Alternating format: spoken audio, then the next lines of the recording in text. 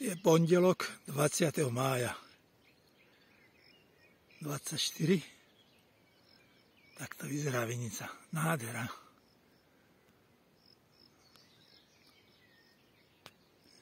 Dovolím si povedať, že to má mesiac predstih oproti minulým rokom.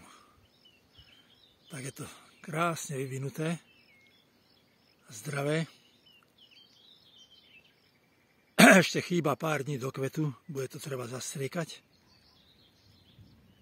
A potom uvidíme, jak sa to zachová, jak to odkvitne.